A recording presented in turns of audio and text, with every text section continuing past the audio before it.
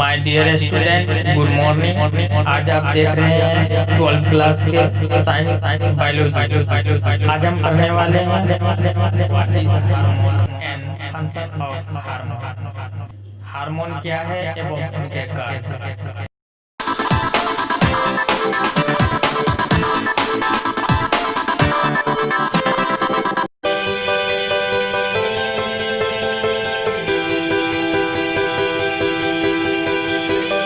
दोस्तों, जैसे हर गाड़ी को चलने के लिए फ्यूल यानी ईंधन की ज़रूरत होती है, उसी तरह इंसान और हर जीव को चलने और उनके एक्टिविटी और मूवमेंट के लिए खाना खाने की ज़रूरत होती है। लेकिन गाड़ी को चलने के लिए एक और चीज़ की ज़रूरत होती है और वो है उस गाड़ी की इंजन ऑयल और ग्रीस। ठीक उसी तरह हर इंसान और जीव को अपने एक्टिविटी और ज़िंदा रहने के लिए केमिकल की ज़रूरत होती है जिसे हार्मोन कहते हैं, और इस केमिकल को हर जीव और मानव शरीर ऑटोमेटिक प्रोड्यूस करता है। आज की इस वीडियो में हम इसी हार्मोन के बारे में जानेंगे और यह जानेंगे कि यह हार्मोन हमारे शरीर में कैसे प्रोड्यूस होता है और हमारा शरीर कौन कौन से हार्मोन को प्रोड्यूस करता है और उनका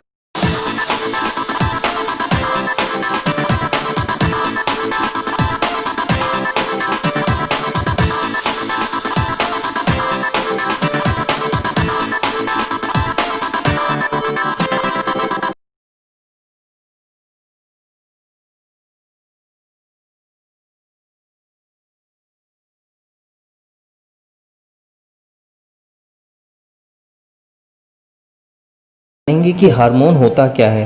तो दोस्तों, हार्मोन मानव शरीर में बनने वाला एक प्रकार का केमिकल है जिसको हमारा शरीर खुद प्रोड्यूस करता है हमारे शरीर को एक्टिव रखने के लिए।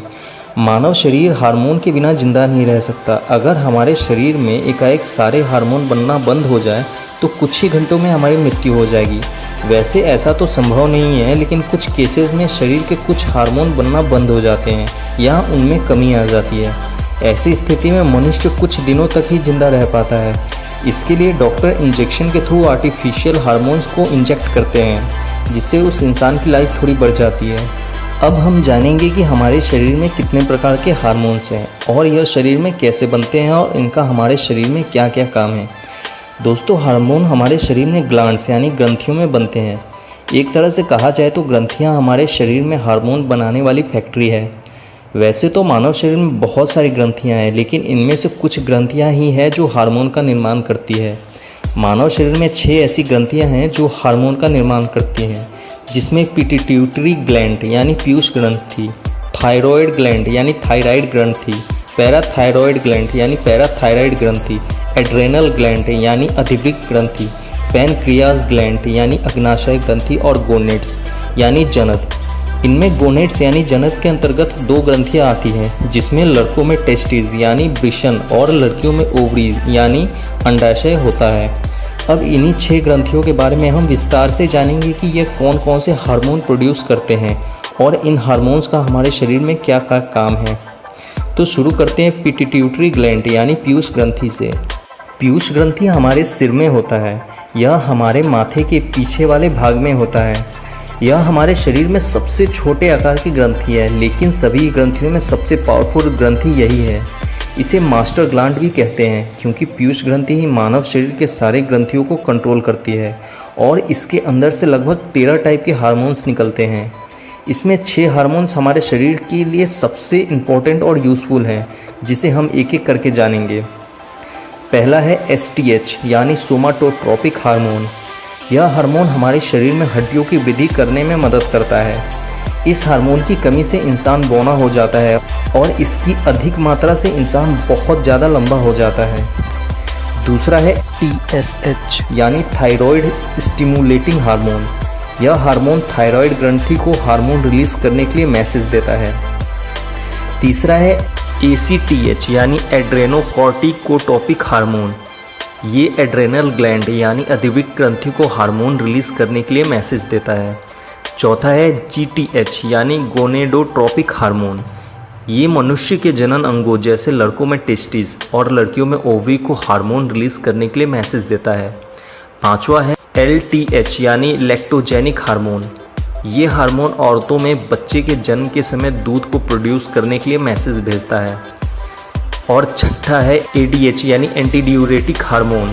यह हार्मोन मानव शरीर में पानी की मात्रा को नियंत्रित रखता है। दूसरी है थायराइड ग्लैंड यानी थायराइड ग्रंथि। ये ग्रंथि हमारे गले में होता है और ये थायरोक्सिन नामक हार्मोन रिलीज करता है।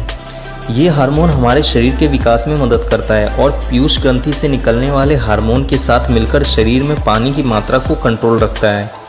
जब ये ग्रंथि कम हार्मोन रिलीज करती है तो इससे बच्चों में विकास रुक जाता है और बड़े लोग समय से पहले ही बुढ़े लगने लगते हैं। और जब यह ग्रंथि अधिक हार्मोन रिलीज करने लगती है तब यह ग्रंथि खुद फूल के बड़ी हो जाती है, जिसे घेगा रोग कहा जाता है। ऐसा तब होता है जब शरीर में आयोडीन की कमी हो जाती है।